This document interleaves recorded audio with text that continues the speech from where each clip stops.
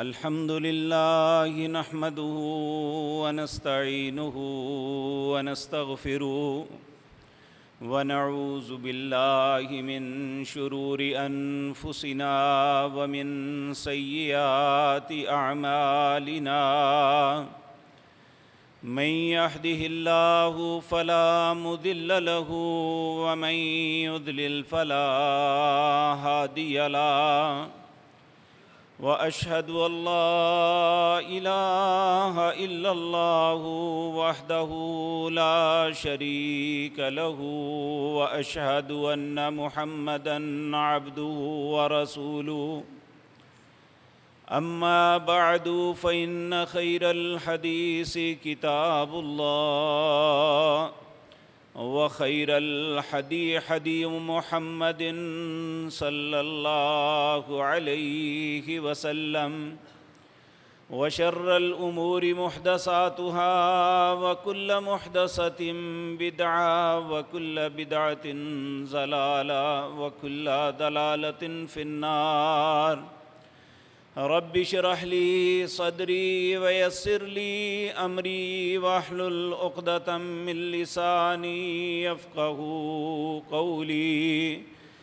اللهم انفعنا بما علمتنا وعلمنا ما ينفعنا وزدنا علما رب أوزعني أن أشكر نعمتك التي أنعمت علي وعلى والدي وأن أعمل صالحا ترضاه وأصلح لي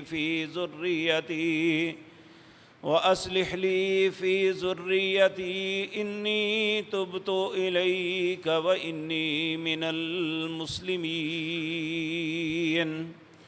أعوذ بالله السميع العليم من الشيطان الرجيم بسم الله الرحمن الرحيم ووصى بها إبراهيم بنيه ويعقوب يا بني إن الله اصطفى لكم الدين فلا تموتن إلا وأنتم مسلمون۔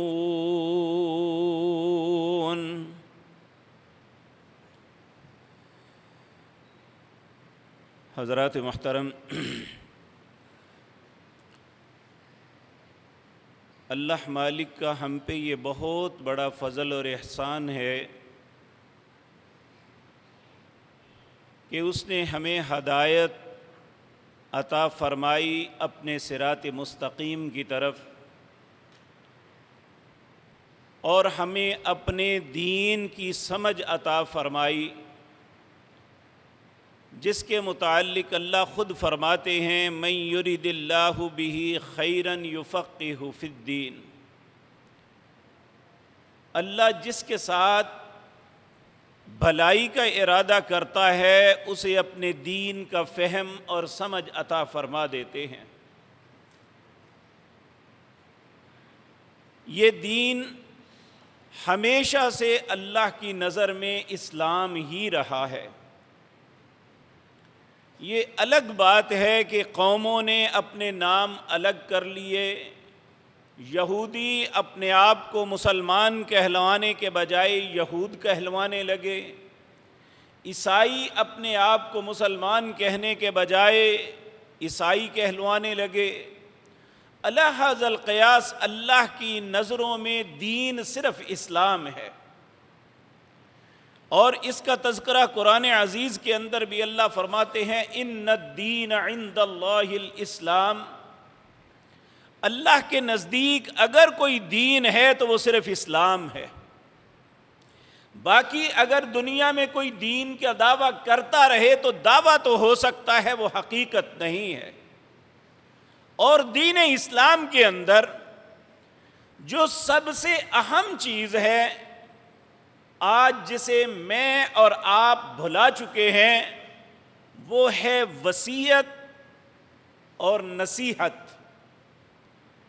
نصیحت کا مطلب ہے خیر خواہی، وصیت کا مطلب ہے یہ بھی اس کے ہم معنی ہی ہے کہ کسی کو خیر کی بات بتانا،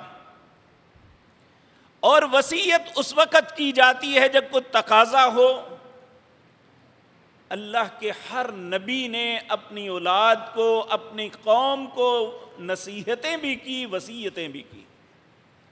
اسی طرح نبی کریم صلی اللہ علیہ وسلم بھی اپنی امت کے لیے بہت سی باتیں کہہ کے گئے۔ میرے عزیز بھائیوں، یہ معاملہ آج ہمارے اندر اس طرح مفقود ہو چکا ہے کہ دور دور تک انسان اسے اسلام کا کوئی اہم رکن ہی تصور نہیں کرتا۔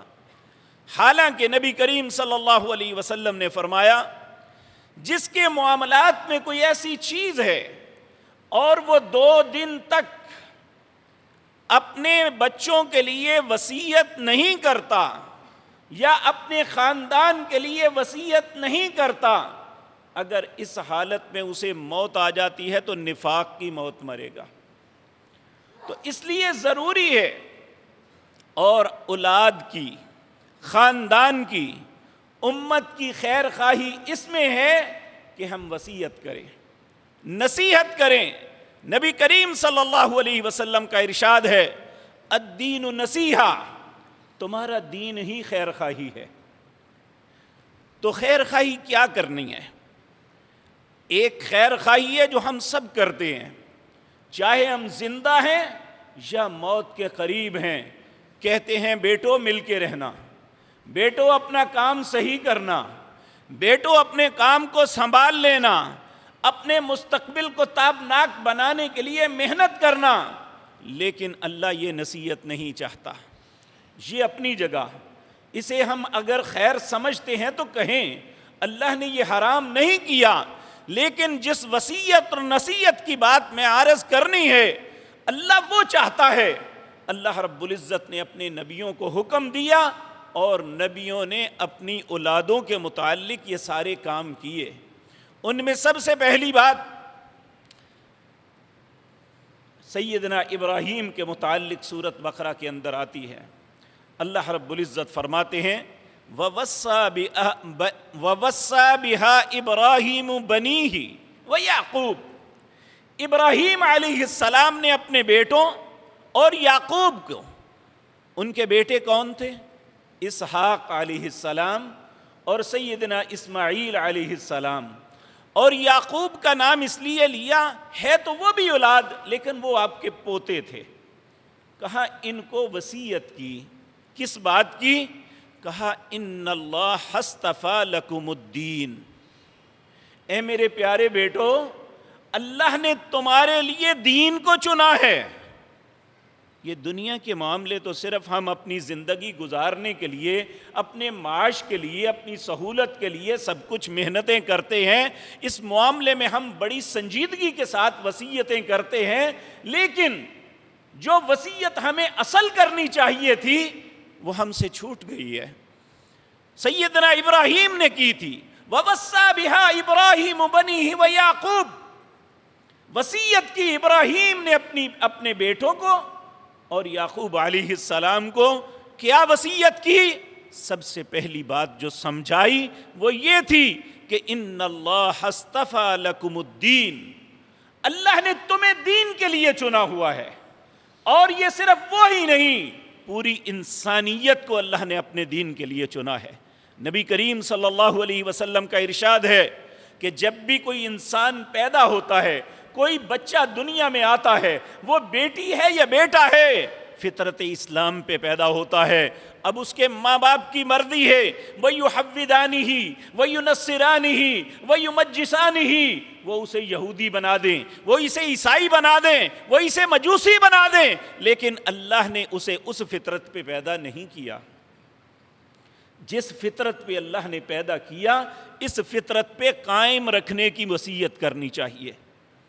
اور میرے عزیز بھائیوں، یہ ٹیچر کی اتنی ذمہ داری بعد میں ہوتی ہے، یہ قاری صاحب کی ذمہ داری بعد میں ہے۔ سب سے پہلی ذمہ داری ماں باپ کی ہے کہ وہ اپنی اولاد کی خیر خواہی کرے، انہیں بتائے کہ تمہاری اصل کیا ہے، تمہاری بنیاد کیا ہے، اللہ نے کس لیے تمہیں چنا ہے۔ وہ سیدنا ابراہیم نے ہمیں بتلایا، ان اللہ اصطفیٰ لکم الدین۔ اور دوسری بات یہ بتائی، فلا تموتن الا وانتم مسلمون، یہ صرف چند دن کے لیے نہیں، چند مہینوں یا سالوں کے لیے نہیں ہے، تمہاری ساری زندگی اس دین پہ گزرنی چاہیے۔ وَلَا تَمُوتُنَّ إِلَّا وَأَنْتُمْ مُسْلِمُونَ، جب تمہاری موت آئے تو اسلام کی حالت میں موت آئے جائے۔ تو میرے عزیز بھائیو، نبی کریم صلی اللہ علیہ وسلم کا ایک ارشاد ہے، آپ نے فرمایا اعمال کے اعتبار سے 4 قسم کے لوگ ہیں، 2 بد نصیب ہیں، 2 خوش نصیب ہیں۔ اللہ ہمیں خوش نصیب بنائے۔ خوش نصیب کون ہے؟ نبی کریم صلی اللہ علیہ وسلم نے فرمایا جو اسلام پہ پیدا ہوا، اسلام پہ قائم رہا، اس کی اساس کو کبھی نہیں بھولا، اس کی بنیاد کو نہیں چھوڑا، اسی پہ زندہ رہا اور اسی پہ اس کی موت آئی، یہ خوش نصیب انسان ہے۔ اللہ ہمارا نصیب بھی ایسا کر دے۔ دوسرا خوش نصیب کون ہے؟ جو پیدا زندہ رہا، پیدا تو انسان فطرت اسلام پہ ہوتا ہے، لیکن اس اپنے ماں باپ کی وجہ سے، اپنے معاشرے کی وجہ سے کفر کی زندگی بسر کرتا رہا، لیکن آخر پہ آ کے اللہ نے اسے ہدایت دے دی، وہ انسان اچھا بن گیا، اس نے برائیوں کو ترک کر دیا، اس نے اپنے گناہوں کی معافی مانگ لی، اللہ سے توبہ کر لی نبی، اور اسی حالت میں اسے موت آ گئی۔ آپ نے فرمایا یہ بھی خوش نصیب انسان ہے۔ اور 2 بد نصیب کون ہیں؟ ایک وہ انسان جو کفر پہ ہوا، زندگی بھر کفر پہ رہا اور اس کی موت بھی اسی پہ آئی۔ اس کے متعلق اللہ قرآن میں کہتا ہے ان الذین کفروا وماتوا وهم کفار فلن يقبل من احدهم ملء الارض ذهبا ولو افتدى به، اگر یہ زمین بھر کے بھی سونا میرے پاس لے آئے اور کہے کہ اللہ مجھے چھوڑ دے، میں نہیں چھوڑوں گا۔ اور ایک مقام پہ اللہ فرماتے ہیں کہ جو کفر پہ مرتا ہے فعلیہ لعنت اللہ والملائکۃ والناس اجمعین، اس پہ اللہ کی بھی لعنت ہے، اس کے فرشتوں کی بھی لعنت ہے، اور پوری مخلوق کی لعنت اس بندے پہ برستی ہے جس کی موت کفر پہ آتی ہے، العیاذ باللہ۔ اور کچھ ایسے بد نصیب بھی ہوتے ہیں جن کی زندگی تو بڑی اچھی گزر رہی ہوتی ہے، لیکن انجام پہ آ کے کوئی ایسا معاملہ ہو جاتا ہے کہ وہ اسلام سے، دین سے نکل کے کفر کی اتھاک گہرائیوں میں چلا جاتا ہے اور اسی حالت میں اسے موت آتی ہے، یہ بھی بد نصیب انسان ہے۔ تو اس لیے ابراہیم علیہ السلام نے جو وصیت اپنے بیٹوں کو کی تھی، ہمارے لیے وہ اسوہ ہے، اور ہمیں یہ بات یاد رکھنی چاہیے کہ ہم اپنے بچے کو اچھا دکاندار بنا لیں، کوئی بات نہیں، ہم اسے اچھا کاشتکار بنا لیں، ایک اچھا ملازمت پیشہ اچھی جاب لے دیں، اور ایک صنعت، بہت بڑی صنعت لگا کے اس کے اوپر ڈائریکٹر بنا کے بٹھا دیں، یہ ساری باتیں اپنی جگہ، لیکن اللہ کو یہ بات نہیں چاہیے۔ اللہ کیا چاہتا ہے؟ اللہ یہ چاہتا ہے کہ میرا کس نے بنایا، میرا فرما بردار۔ مسلمان کا مطلب ہے فرما بردار۔ آپ دیکھیں سیدنا ابراہیم علیہ السلام کو اللہ نے کہا اذ قال له ربه اسلم، تیرے رب نے اسے کہا کہ تو فرما بردار ہو جا، انہوں نے اسی وقت کہا اسلمت لرب العالمین، میں دونوں جہانوں کے رب کے لیے فرما بردار ہو گیا۔ تو موت مسلمانی کی یہ نہیں ہے کہ ہم نے کلمہ پڑھا ہوا ہے، موت مسلمانی کی یہ ہے کہ ہم فرما برداری کی حالت میں مر رہے ہیں یا نہیں۔ ایسے حالات میں ہماری موت آئی ہے، ہم نماز ادا کرتے ہیں، ہم فرائض کی ادائیگی کرتے ہیں، ہم دوسروں کے ساتھ زیادتی اور ظلم تو نہیں کر رہے، ہم اسلام کے احکامات کے پورے چل رہے ہیں، اور اگر ہم میں غلطی ہے تو ہمیں توبہ کی توفیق مل گئی ہے کہ نہیں ملی؟ تو پہلی بات جو وصیت سیدنا ابراہیم علیہ السلام نے اپنی اولاد کو کی، اور ان کے بعد ان کے بیٹے سیدنا اسماعیل علیہ السلام، انہیں اللہ حکمن کہہ رہے ہیں کہ آپ اپنی اولاد کو وصیت کرو، کیا؟ وَأْمُرْ أَهْلَكَ بِالصَّلَاةِ، اپنے گھر والوں کو کہو نماز کا حکم دو۔ آپ انبیاء کی جتنی باتیں ہیں یقین جانی آج ہر بندے کی زبان پہ کہ یہ معیشت، مر گئے، لٹے گئے، یہ ہو گیا، فلاں ہو گیا، اللہ نے کبھی کسی نبی کو یہ نہیں کہا تھا کہ اپنے بچے کی معیشت، یہ معاملہ اللہ نے اپنے ہاتھ میں رکھا ہوتا ہے۔ حدیث قدسی ہے، نبی کریم صلی اللہ علیہ وسلم نے فرمایا یہ بات مجھے رب نے کہی کہ اے میرے بندوں کو کہہ دو کہ اے میرے بندو، میں رزق ہر کس و ناکس کو دیتا ہوں، اس میں یہ نہیں دیکھتا یہ مجھے مانتا ہے یا نہیں مانتا، میرا فرما بردار ہے یا نافرمان ہے، میں یہ نہیں دیکھتا، میں ہر کو دے دیتا ہوں، لیکن دین صرف اسے دیتا ہوں جسے میں پسند کر لیتا ہوں۔ دین کے لیے ہمیں اللہ کا پسندیدہ بننا ہوگا، اور اس کے لیے ضروری ہے کہ دین کے معاملے میں ہم اپنے بچوں کو نہ چھوڑیں،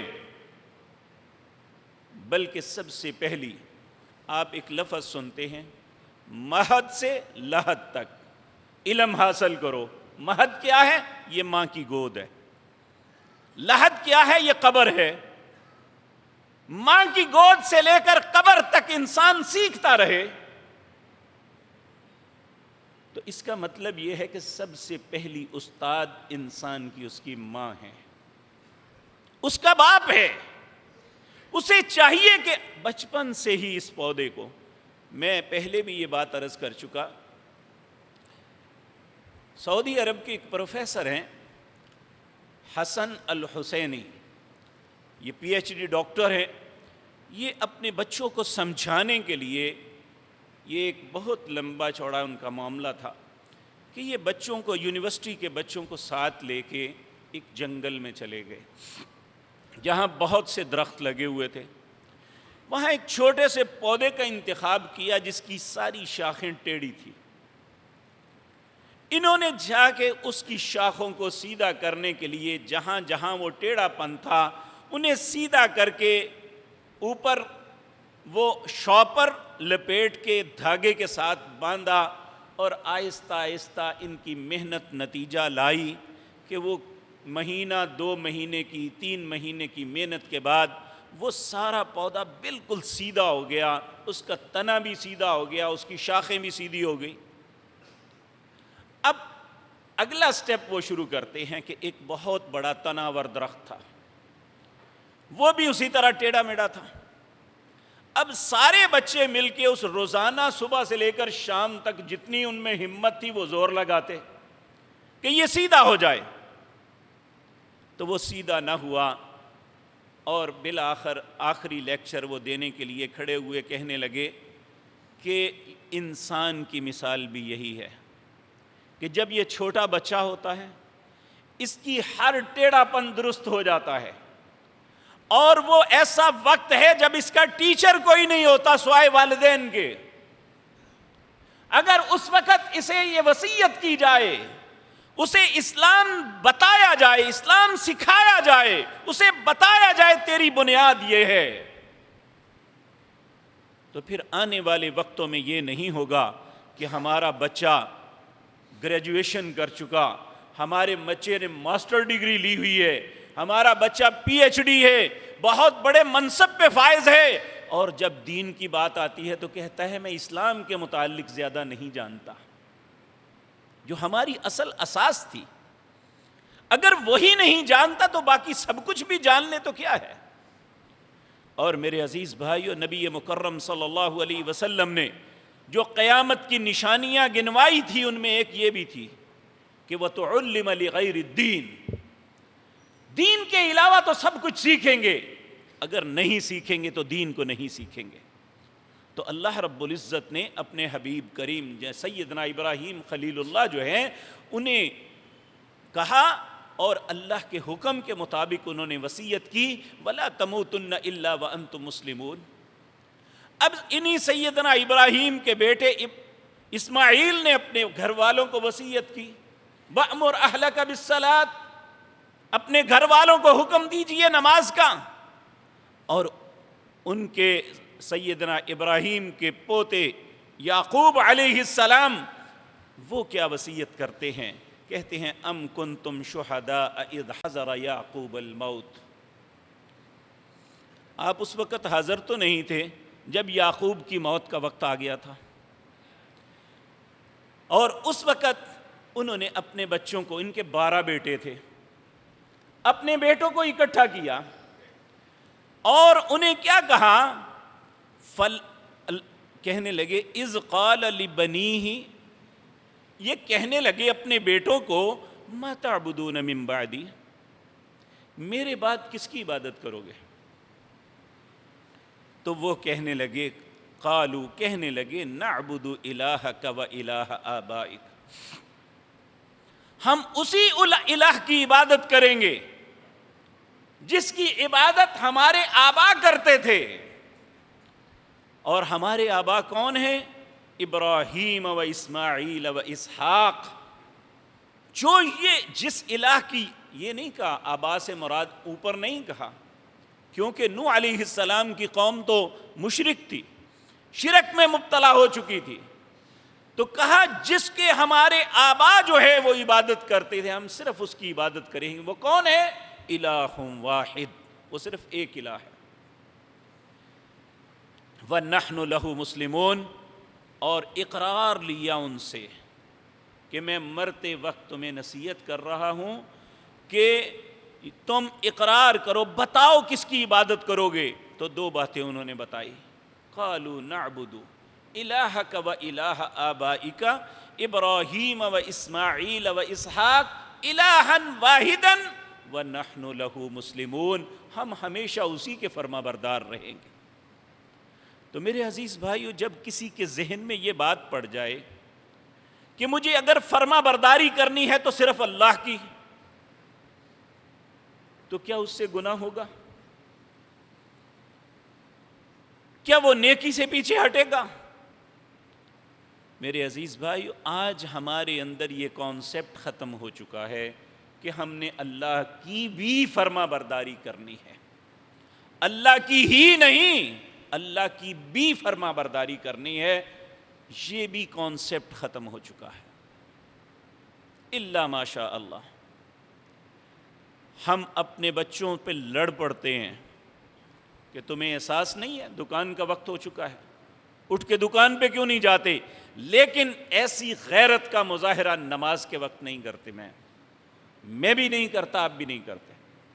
اس وقت ہمیں ہوتا ہے، رات کو لیٹ سویا تھا، ساری رات وہ کہیں گھومتا رہے، سفر پہ آتا رہے، جب دکان کا وقت ہوتا ہے، فیکٹری کا وقت ہوتا ہے، ملازمت کا وقت ہوتا ہے، ماں بھی اور اسکول کا وقت ہوتا ہے، سب کمر بستہ ہو جاتے ہیں کہ اب اسے سونے نہیں دینا، اس کے مستقبل کو تاریک نہیں ہونے دینا، اسے اسکول کو بھیجو، اسے دکان پہ بھیجو، اسے فیکٹری میں بھیجو، یہ اب سویا نہیں رہے گا۔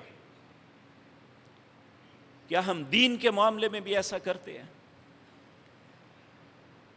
آج ہم اپنی اولادوں کی نافرمانیوں کا رونا تو روتے ہیں، تو اللہ نے جو ہمیں لائن دی تھی، وصیت، نصیحت، اسے تو ہم نے بلا دیا ہے۔ پھر کس طرح ہم چاہتے ہیں کہ جب ہم نے ان کے لیے کوئی لیکچر ہی نہیں دیا، ان سے کوئی عہد ہی نہیں لیا، انہیں دین سکھلایا ہی نہیں۔ میرے بھائیوں، افسوس کی بات ہے، آپ بے شک آپ اپنے معاشرے میں اس بات کی تحقیق کر کے دیکھ لیں کہ ہمارے اس معاشرے کے اندر 2% سے زیادہ لوگ قرآن نہیں پڑھے ہوئے۔ میں قرآن حفظ کی بات نہیں کر رہا، صرف دیکھ کے قرآن پڑھنے والے بھی 2% لوگ نہیں ہیں، اور بہت سے نمازی بھی ایسے ہیں جو مہینوں قرآن کھول کے نہیں دیکھتے۔ تو میرے عزیز بھائیو، جب ہم پڑھیں گے ہی نہیں، جب ہم اسے دیکھیں گے نہیں، تو کیسے ہمیں سمجھ آئے گی؟ اسی طرح میرے عزیز بھائیو، یہ تو نبی تھے، بڑے لوگ تھے۔ ایک شخصیت جس کا تذکرہ اللہ رب العزت نے قرآن عزیز کے اندر کیا، ان کے نام پہ ایک پوری سورت قرآن میں نازل کی، وہ ہے لقمان۔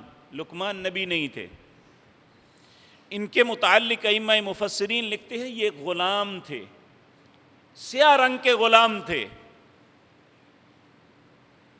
واللہ عالم، جو بھی تھے، اللہ کو ان کا اپنی اولاد کی تربیت کا انداز اتنا خوبصورت لگا کہ اللہ نے وہ ساری باتیں ایک صورت کے اندر جمع کر کے آنے والے لوگوں کو جو بھی اپنے رب کی فرما برداری کرنے کے جذبات رکھتے ہیں ان کے سامنے یہ بیان کر کے رکھ دی۔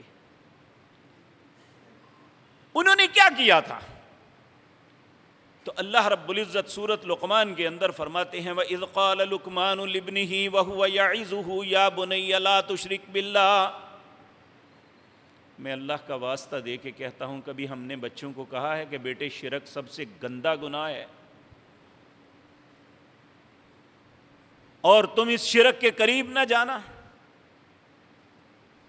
انہوں نے اپنے بیٹے سے سب سے پہلی بات یہ کہی، یا بنیّ، اے میرے پیارے بیٹے، یا بنی لا تشرک باللہ، کبھی بھی اللہ کے ساتھ شرک نہ کرنا، ان الشرک لظلم عظیم، سب سے بڑا اگر کوئی ظلم ہے تو وہ اللہ کے ساتھ کسی کو شریک بنانا ہے۔ یہ بچے کی تربیت ہو رہی ہے، اپنی اولاد کی اصلاح ہو رہی ہے، اور اللہ رب العزت کو یہ باتیں اتنی پسند آئی۔ پھر اس کے بعد اللہ آگے وصیت کر رہے ہیں ہر انسان کو، وَوَصَّيْنَا الْإِنسَانَ۔ اب یہ معلوم ہوا کہ وصیت اللہ کی بھی سنت ہے، سمجھانا یہ اللہ کا بھی طریقہ ہے۔ وَوَصَّيْنَا الْإِنسَانَ، اللہ نے انسان کو کیا سمجھایا؟ جب انسان نے اسے یہ بات کہی کہ میرے بیٹے شرک نہ کرنا کیونکہ یہ سب سے بڑا ظلم ہے، تو اللہ بیٹے کو کہہ رہا ہے وَوَصَّيْنَا الْإِنسَانَ بِوَالِدَيْهِ، اللہ وصیت کرتا ہے تمہیں والدین کے، خصوصاً ماں کے متعلق، حَمَلَتْهُ أُمُّهُ وَحْنًا عَلَى وَحْنٍ وَفِصَالُهُ فِي عَامَيْنِ، تیری ماں نے اپنے پیٹ میں تمہیں اٹھا کے کتنی مشقتوں کے ساتھ پالا، پھر جب جنا تو تمہیں دودھ پلایا۔ انشکر لی ولی والدیک، جہاں میرا شکر کرنا اپنے ماں باپ کا بھی شکریہ ادا کرنا۔ انشکر لی ولی والدیک، کیوں کرنا میرا شکر؟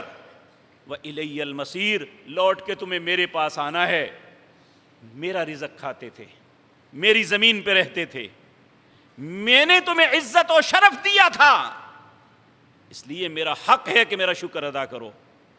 تو جہاں میرا شکر ادا کرنا ہے وہاں ماں باپ کا بھی شکر ادا کرنا، کیونکہ تمہارے ماں باپ نے تمہارے لیے بہت کچھ کیا ہے۔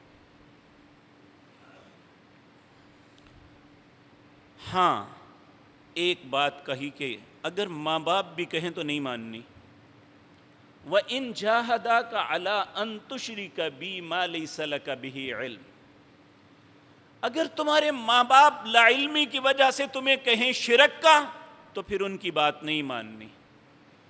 شرک کے علاوہ ماں باپ جو بھی کہیں ان کی بات ماننی چاہیے۔ اور پیارے نبی صلی اللہ علیہ وسلم کا بھی فرمان ہے، لا طاعت المخلوق معصیت الخالق، جہاں اللہ کی نافرمانی ہوتی ہو وہاں مخلوق کی اطاعت جائز نہیں ہے۔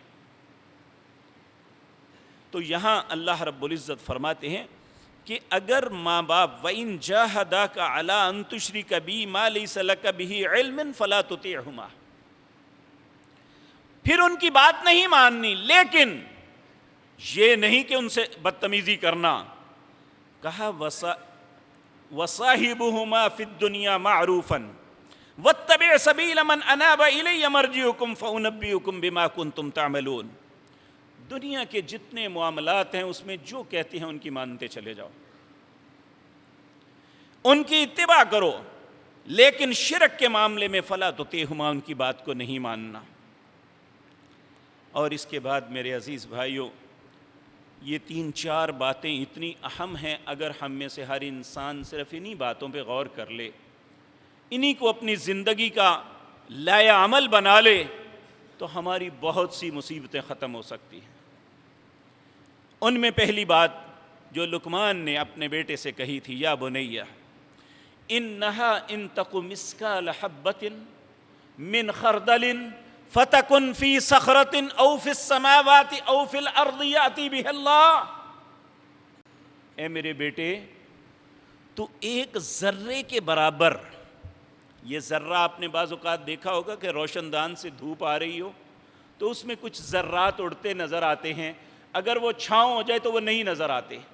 آپ خوردبین لگا کے دیکھیں گے تو سارے ماحول میں آپ کو ذرات نظر آئیں گے، جسے نہ پکڑا جا سکتا ہے نہ عام آنکھ سے دیکھا جا سکتا ہے. اس ذرے کے برابر کہا یا بنی انہا ان تق مثقال حبۃ من خردل فتکن فی صخرۃ او فی السماوات او فی الارض یاتی بہ اللہ. تو آسمان کی بلندیوں پہ چڑھ کے کوئی غلط کام کر لے یا اچھا، تو زمین کی تہ میں یا اوپر کر لے، یاتی بہ اللہ، اللہ تیرے ہر عمل کو تیرے سامنے لے آئے گا. میرے بھائیو، آج عدالت میں کسی پہ فرد جرم لگتی ہے نا تو وہ فرد جرم پہ انکار کر دیتا ہے، میں نے نہیں کیا جی. پھر ہمارے ذمہ دار اداروں کو اس کے اوپر جرم کو ثابت کرنا پڑتا ہے، شہادتیں لانی پڑتی ہیں.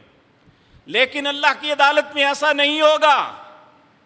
اگر کوئی اپنے اوپر لگنے والی فرد جرم کا انکار کرے گا تو اللہ رب العزت اسی وقت حکم دیں گے الیوم نختم علی افواہہم وتکلمنا ایدیہم، اس کے منہ پہ مور لگا دو، اب منہ سے نہیں بول سکے گا. اس کے ہاتھ بولیں گے وتشہد ارجلہم بما کانوا یکسبون، اس کے پاؤں بولیں گے کہ یہ کہاں کہاں جاتا رہا اور کیا کرتا رہا. اس کے ہاتھ بولیں گے کہ اس نے کیا لکھا، کیا کیا، کیا کچھ ہوا. کوئی شخص وہاں انکار نہیں کر سکے گا. یہ اپنے اعضاء کو کہے گا کہ تم ہی میرے خلاف. وہ کہیں گے آج اس نے ہمیں بولنے کی اجازت دی، حکم دیا ہے، جو پہلے تجھے منہ سے بلواتا تھا. اس لیے میرے عزیز بھائیو، یہ بڑی اہم بات ہے، یہ بڑی اہم نصیحت ہے جو ہم اپنی اولاد کو کر سکتے ہیں، جو سیدنا لقمان نے اپنے بیٹے سے کی تھی. یا بنیہ انہا ان تق مثقال حبۃ من خردل فتکن فی صخرۃ او فی السماوات او فی الارض یاتی بہ اللہ ان اللہ لطیف خبیر. اللہ باریک سے باریک چیز کو بھی دیکھتا ہے، اس سے بھی خبر رکھتا ہے. پھر اس کے بعد فرمایا یا بنیہ، یہ دیکھیں کتنی اہم بات. اسماعیل کو بھی اپنے بیٹوں کے لیے یہی حکم دیا، ابراہیم نے بھی اپنے بیٹوں کو یہی کہا. اب انہوں نے بھی اپنے بیٹے سے دوسری بات یہ کہی کہ یا بنیہ، اے میرے پیارے بیٹے، اقم الصلاۃ، اپنے رب کی نماز کو کبھی ترک نہ کرنا. یہ یاد رکھیں، انسان کا اللہ کے ساتھ تعلق ہے، یہ ایک کانٹیکٹ ہے. آپ دیکھیں نا اپنے موبائل پہ آپ ایک نمبر فیڈ کرتے ہیں اور دوسری طرف وہ لاکھوں میل، ہزاروں میل دور بھی انسان ایک سیکنڈ کے بعد وہ اٹھا لیتا ہے. آپ کی تصویر وہاں چلی جاتی ہے، اس کی یہاں آ جاتی ہے. ایسے ہے جیسے آپ لائیو ایک دوسرے سے آمنے سامنے گفتگو کر رہے ہیں. تو یہ دراصل انسان جب نماز میں ہوتا ہے اس کا اور اللہ کے ساتھ کانٹیکٹ ہوتا ہے. اور نبی کریم صلی اللہ علیہ وسلم نے فرمایا، یہ جو تم نماز پڑھتے ہو نا، اسے صرف چند ارکان کی ادائیگی نہ سمجھو، یہ تمہارے اور رب کے درمیان گفتگو کی تقسیم ہے کہ تم بات کرتے ہو، تمہارا رب تمہاری بات کی جواب دے رہا ہے. اس لیے اقم الصلاۃ یا بنی اقم الصلاۃ، اے میرے پیارے بیٹے نماز کو کبھی ترک نہ کرنا، نماز کو قائم کرنا. اور دوسرا کہا وَأْمُرْ بِالْمَعْرُوفِ وَانْهَ عَنِ الْمُنْكَرِ، ہمیشہ نیکی کا حکم دینا اور برائی سے روکنا. یہ ایک ایسا پروسیس دیا ہے کہ جب کوئی شخص کسی کو نیکی کا حکم دیتا ہے، اگر وہ خود نیکی نہیں کرتا تو نہ تو اس کی بات میں اثر ہوتا ہے، بلکہ اس کا ضمیر اسے خود ملامت کر رہا ہوتا ہے کہ کس بات کو لوگوں کو کہہ رہے ہو، تم تو خود نہیں کر رہے. اگر نماز کے لیے کہیں میں خود نہیں پڑھوں گا تو کس طرح میرا ضمیر مطمئن ہوگا کہ میں جو لوگوں کو کہہ رہا ہوں میں تو یہاں کھڑا ہو کے جھوٹ بول رہا ہوں، میں خیانت کر رہا ہوں لوگوں کے ساتھ۔ تو یہ ایک ایسا پروسیس ہے کہ نیکی کا حکم دو، برائی سے روکو۔ جب برائی سے روکو گے تو تمہیں خود رکنا ہوگا، اگر نیکی کا حکم دو گے تو پہلے خود کرنی ہوگی۔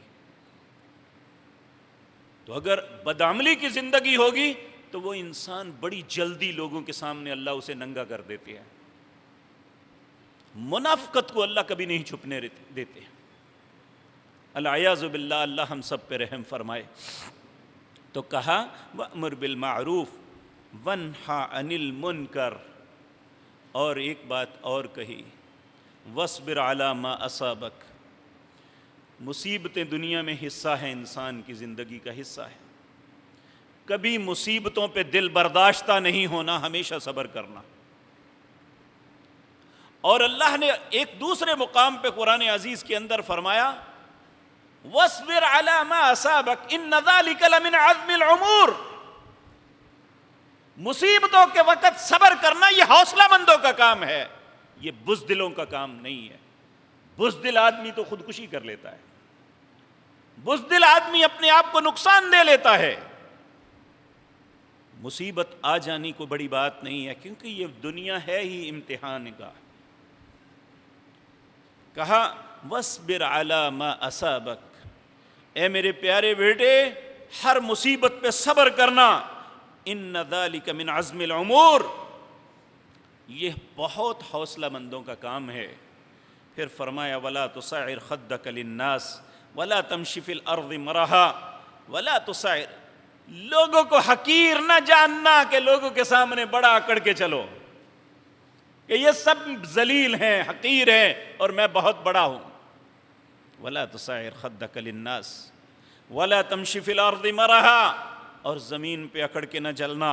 إِنَّ اللَّهَ لَا يُحِبُّ كُلَّ مُخْتَالٍ فَخُورٍ، اللہ کسی متکبر اور حد سے بڑھنے والے کو پسند نہیں کرتا۔ اور ایک جگہ پہ اللہ فرماتے ہیں إِنَّكَ لَن تَخْرِقَ الْأَرْضَ وَلَن تَبْلُغَ الْجِبَالَ طُولًا، بڑا اکڑنے والے، نہ تو پہاڑوں سے بلند ہو سکتا ہے نہ زمین کو پھاڑ سکتا ہے، کس بات پہ اکڑ رہا ہے؟ پھر فرمایا وَاقْصِدْ فِي مَشْيِكَ وَاغْضُضْ مِنْ صَوْتِكَ، شرفاء کی طرح اچھے انداز میں زمین، وَاقْصِدْ فِي مَشْيِكَ، جس طرح ایک شرفاء اچھا انسان بڑی شرافت کے ساتھ زندگی بسر کرتا ہے، اس طرح کرنا۔ وَاغْضُضْ مِنْ صَوْتِكَ، اپنی آواز کو پست رکھنا۔ عمومی طور پہ دیکھا جاتا ہے، میرے کسی بھائی کے ذہن میں یہ آ سکتی ہے کہ تم خطبہ دیتے ہوئے اتنی زور سے کیوں بول رہے ہو؟ یہ نبی کریم کا حکم ہے کہ نبی کریم صلی اللہ علیہ وسلم جب خطبہ ارشاد فرماتے تو آپ کا چہرہ مبارک سرخ ہو جاتا اتنی زور سے جس طرح آپ کسی لشکر سے ڈرا رہے ہیں۔ یہ عمومی زندگی میں جو باہم گفتگو کرتے ہیں اس میں یہ بات ہے کہ اپنی بات میں وزن نہیں ہوتا اور بلند آواز کر کے بندہ بڑا بننے کی کوشش کرتا ہے۔ اور آپ بعض دفعہ دیکھیں گے کہ کچھ نوجوان راہ گزر چلتے ہوئے اتنی زور شور سے بول رہے ہیں کہ آنے جانے والے لوگ بھی تنگ ہوتے ہیں اور سمجھتے ہیں یا ان کے ساتھ چلنے والے بہرے ہیں جو انہیں سمجھ نہیں آ رہی۔ کہا آہستہ وَاغْضُضْ مِنْ صَوْتِكَ، اپنی آواز کو پست رکھو۔ إِنَّ أَنْكَرَ الْأَصْوَاتِ لَصَوْتُ الْحَمِيرِ، آوازوں میں سب سے بری آواز گدھے کی آواز ہے، کیونکہ گدھا یہ بڑے زور سے بولتا ہے۔ کہا تمہاری آواز اس طرح نہیں ہونی چاہیے۔ میرے عزیز بھائیوں، یہ تو پہلے لوگ تھے کہ جو اپنی اولاد کے لیے، اپنے خاندان کے لیے، اور ہمارے نبی کریم صلی اللہ علیہ وسلم نے بھی اپنے خاندان کے لوگوں کو ایک وصیت فرمائی تھی۔ جب یہ آیت اتری وَأَنذِرْ عَشِيرَتَكَ الْأَقْرَبِينَ، اے میرے نبی جناب محمد الرسول اللہ صلی اللہ علیہ وسلم، آپ اپنے قریبیوں کو ڈرائیے۔ نبی کریم صلی اللہ علیہ وسلم اپنے خاندان کے لوگوں کے پاس آئے اور آ کے یہ حدیث بیان کرنے والی اماں جی عائشہ صدیقہ رضی اللہ تعالی عنہ ہے، صحیح مسلم کے اندر روایت ہے کہ نبی کریم صلی اللہ علیہ وسلم کھڑے ہوئے، فقال، اور آپ نے فرمایا، یا فاطمہ بنت محمد صلی اللہ علیہ وسلم، یا صفیہ بنت عبد المطلب، یا بنی عبد المطلب، لا املک لکم من اللہ شیئا سلونی من مالی ما شئتم۔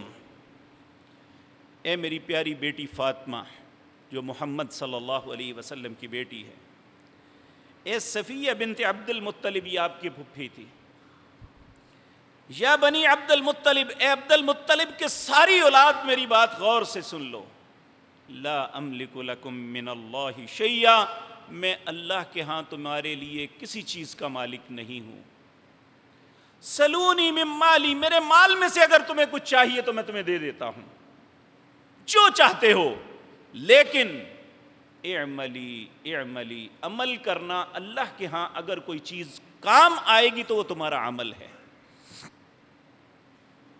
آپ دیکھیں سیدنا ابراہیم علیہ السلام جب آپ نے بیت اللہ کو تعمیر کیا تو اللہ نے فرمایا، انی جاعلک للناس اماما،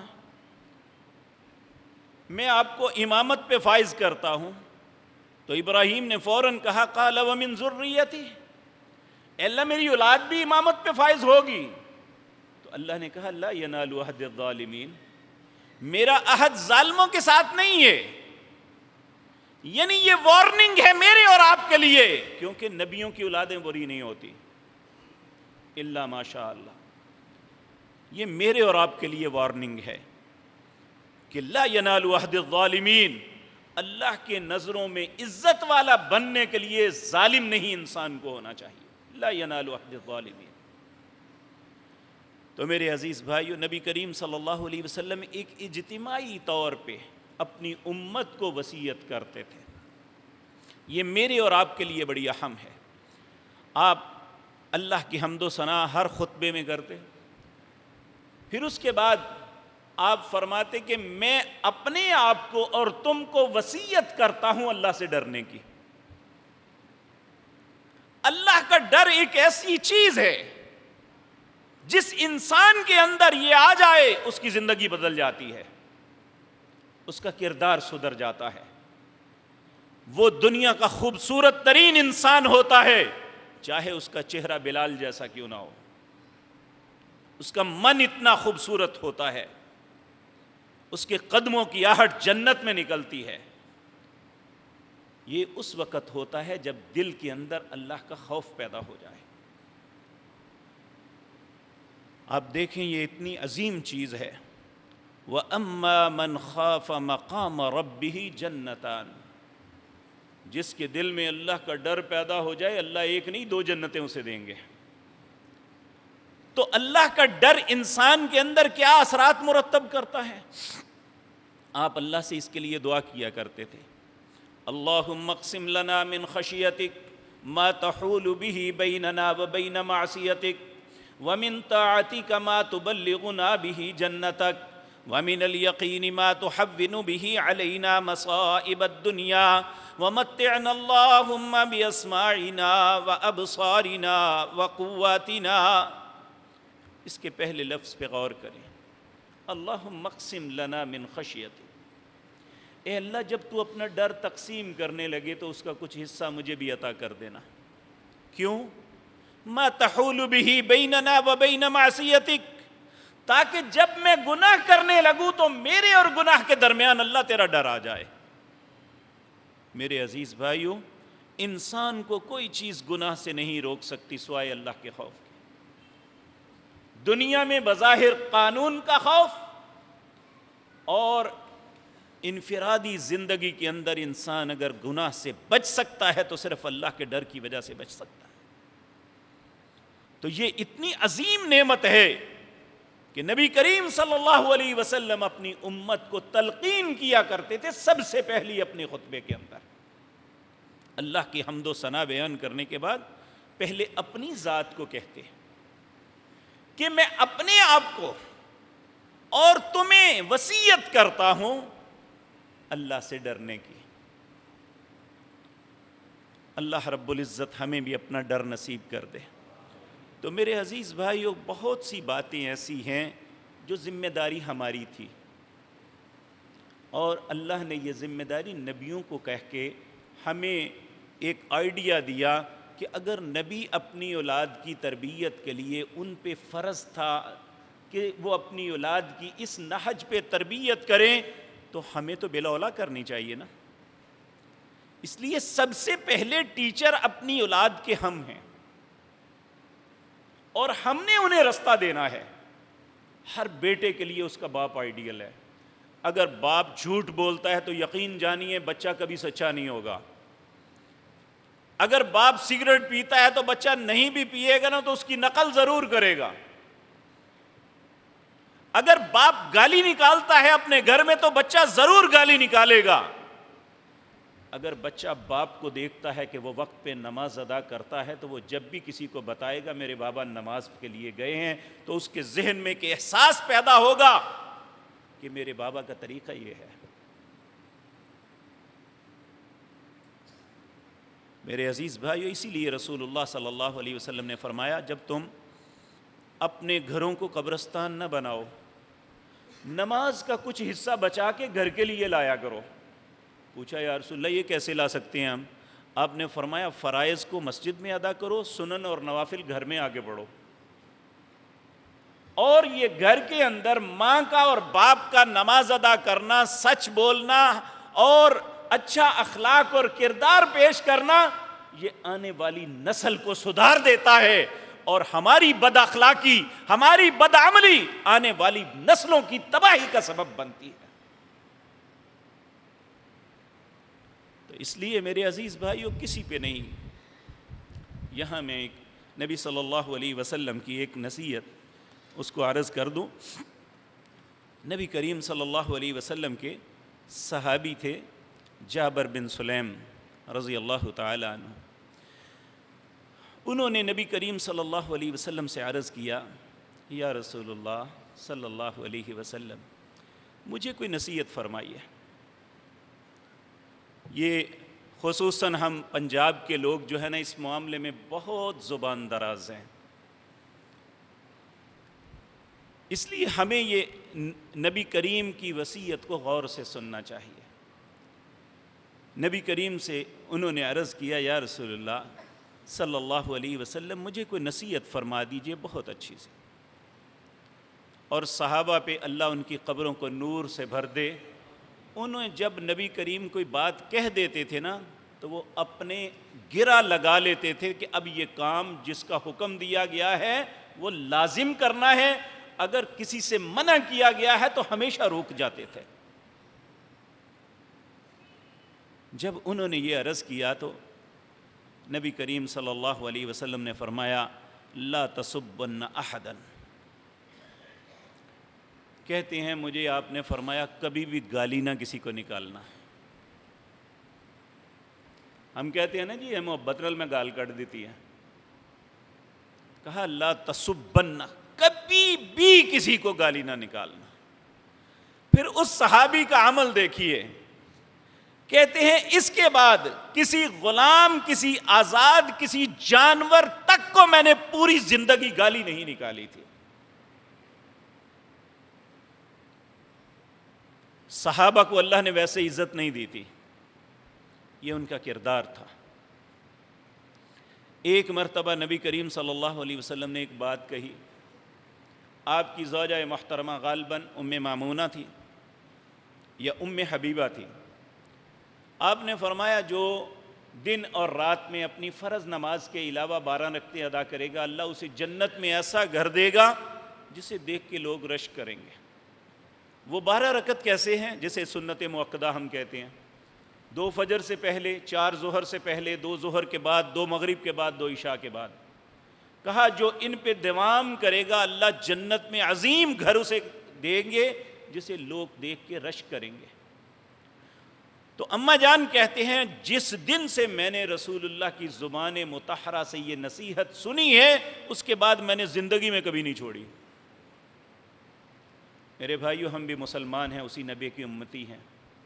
ہم روزانہ ایسی باتیں سنتے ہیں کہ نبی کریم کا یہ ارشاد ہے، نبی کریم نے اس بات سے منع فرمایا، لیکن ادھر سے سنتے ہیں ادھر سے نکال دیتے ہیں۔